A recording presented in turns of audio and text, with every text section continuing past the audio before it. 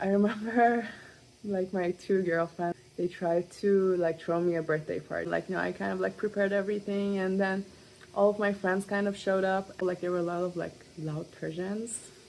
We were both white, and they were like kind of not in their comfort zone. I went and like check up on them, and they're like, you know, like we're all in the queer corner. Can't take all this like heterosexual energy. I was literally like, everyone in this house is queer. Like you're just racist, literally. You know, I was like looking back at all the things that I was saying, and like that kind of story is for like years ago, before like I became this person that I am. And then I noticed that like the criticism that I was giving them, my white girlfriends, is like something that I ended up doing myself, right? Like because like the queer person that I am like developed here in Canada, like, and inside the Canadian queer community. Not necessarily Canadian, but like queer community specifically in Vancouver. Like, you know, I have like my gay community and like my East Side queers and like blah blah blah. And then the thing is, like, I ended up kind of like turning into them to some extent as well. Like the same like Persian friends that like I was criticizing them not being able to get along to became people that I also haven't talked with in like a long time. And I kind of like stayed away because I didn't know how to give them context of like the person that I am and like all these experiences that I'm having. Like it was just, there was just like a gap of like my experiences and like their worldview kind of thing. And then so like, you know, it just like I can't like just like blame people for being white and like racist and blah blah blah, because like I also kind of like start to function in that way and like lost connection to that side of my own community and my own like personality. And then there came like things that start to bother me in here. Like I found, for example, like queer friends,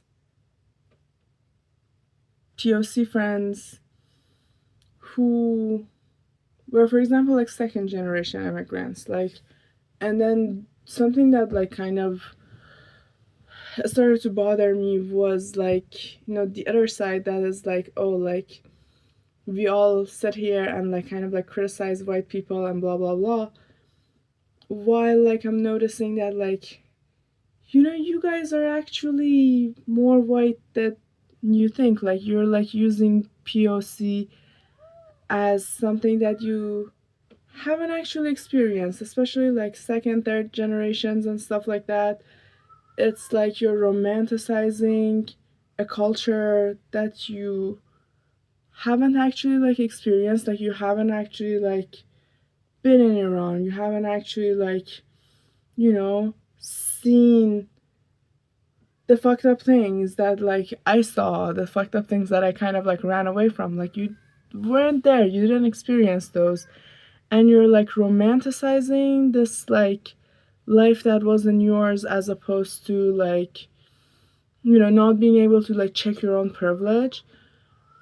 And then there's like this like I saw them like building a whole like community around like, oh, like, you know, for example, like we were talking about like Palestine and like Islam and like things like that, and like you actually didn't experience the trauma, you didn't experience the fucked up things that actually happens in that context, but you're seeing the imperialism, you're seeing the colonialization, and like those are also real fucked up things. But this is not like a good versus evil kind of fight, you know? This is not something that is actually like there's no right side, and like it feels like it to me it start to feel like, oh, like you're just like weaponizing a culture that's not even yours to kind of like create community for yourself, which like I'm trying, like it's hard not to be compassionate about that, because like I get it, we need community. Like I'm not gonna say you haven't experienced exclusion, I'm not gonna say like you haven't experienced that feeling of like, oh, you're different than white people, because you are, but also like you have a lot of privileges when it comes to first generation immigrants, and a lot more privileged than people who are not immigrants at all, like people who are actually like living in those regions, living in those areas, living in those contexts.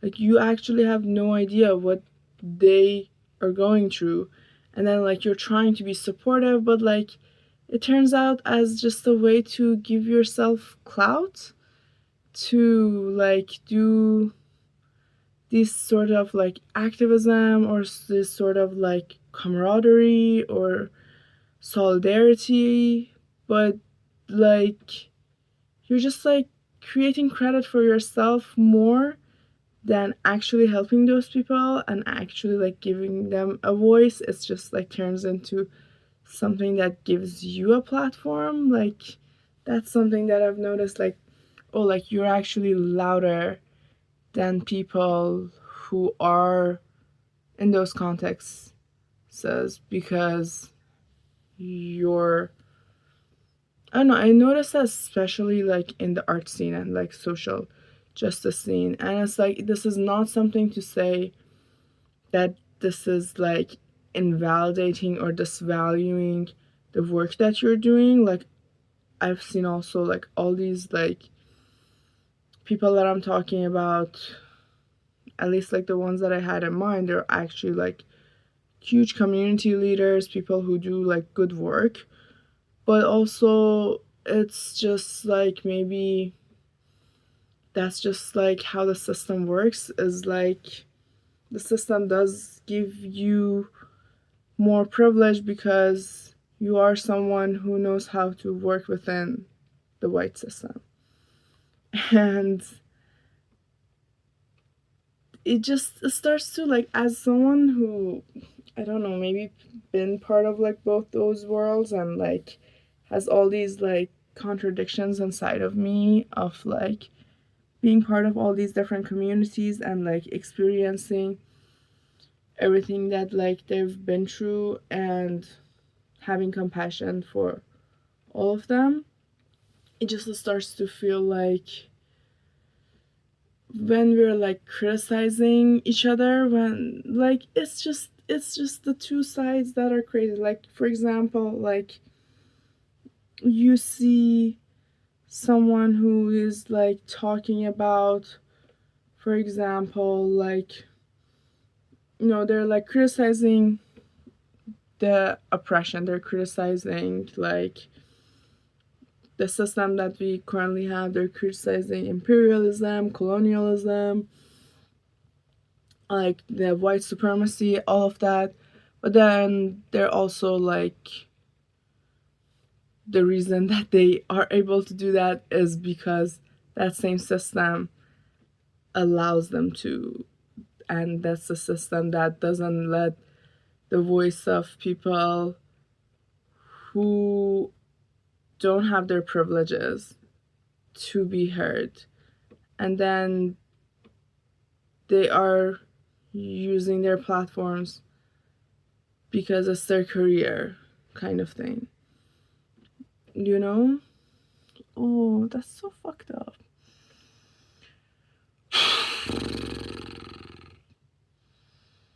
I'm trying to. Oh, I just don't want to be a dick. But like that's the thing. That's like, it's like I've been like excluded or like felt that way a lot in like from both communities, right? Like in the Persian community, like I've felt like I'm not able to like actually like voice everything that I am because like they don't have context to it. Like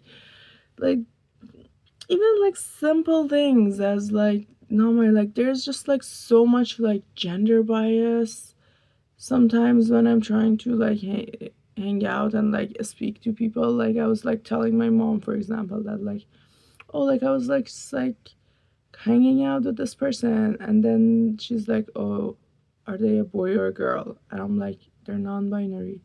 And it's like, no, you know what I mean, like do they look like a girl or a boy, like where and like it's just like I just end up being like, yeah, they look like a girl. Like, even though they're not a girl. They're like a non binary person, you know? But like, it just takes like a lot more effort to like try to explain to them and like convince them that like gender is this like vast idea that I have of gender, like all these like the gender diverse community that I have been a part of that she hasn't been exposed to. So it's like, how do I?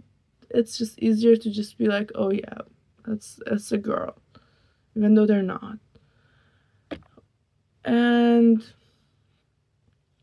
now the other way around is like, mm, people trying to just like be like, oh, like you're from Iran. Oh, I'm sorry from everything that's happening. Or like, are your parents supportive? Are they like, and like, how do you want to explain to them like also like the complexity of like the relationship that like exists and the cultural difference, you know? Like, it's like, yeah, like you're trying to give me empathy, but it's just like giving it's just a look down kind of thing. It's like, oh yeah, you poor like babies. Oh, it's like so homophobic there, right? It's so like transphobic. Oh, it's yeah, and it's like no, like I am a living example of a queer person from Iran that's like sometimes even more queer than you, right? And it's like, so it's like, no, no, it's not like a, oh, sad, like, we're so grateful to be in Canada and like be in the land of the free. Oh my god, you know, all of that bullshit. And then on your side, like, yes, I fucking love being in Canada. I love being in the city. I love the freedom that I have. I do not want to go back because like this is the context that like feels supportive to me. But then like you don't even know what privileges do you have, you know? Like you don't even understand, and like you like romanticize something else because like everyone just like wants something that they don't have. Ooh, why am I just rambling? I'm just tired and frustrated, honestly. Like I am genuinely like missing someone who would be able to like understand all of me. Like I feel like I'm just like there's just like different parts of me that come out in different contexts and like front of like different people, and it's impossible to feel whole sometimes, you know? It's impossible for me to feel like everything that I am because it's just like, oh, this part and this part and this part. this part. Oh, I'm just like a million different people to a million different people. Like, but all of that is me. And I am full of contradictions. Full of contradictions. How can I be everything? How can I express all these different sides of me without feeling so sad all the time? Because it's like, it's so fleeting. The joy, the like, oh, like progress, and I'm happy about it, and then it just like dawns on me, just the tip of the iceberg that's up there, and then everything else is you still have no idea. And like, I just tried so hard for you to just like understand this little tiny part of me without like being afraid and running away. That like, how do I even like show you that there's just so much more to me, that like you might freak out, like you might not even be able to comprehend everything that's under there. Like, how can I do that? How can I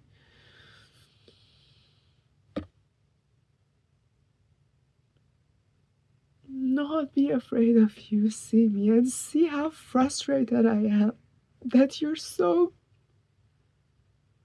caught up in your own like worldview. You're so caught up in your superficial whatever like life that you built for yourself. You're so caught up in your ego that like you're losing touch with the human side of me. Like, it's like I'm so focused on like trying to break all of these like cliches that you have in your mind, trying to like show you that like, oh, like those fears that you have about like POC people, I'm not them. Those fears that you have from like trans and queer people, I'm not them. Those like, I am this, I am this, I am like someone that like you can trust, blah blah blah.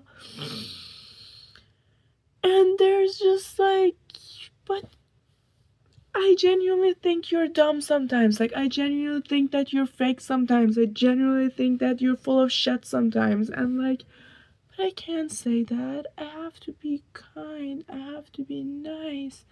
I have to be graceful, because what if you stop liking me?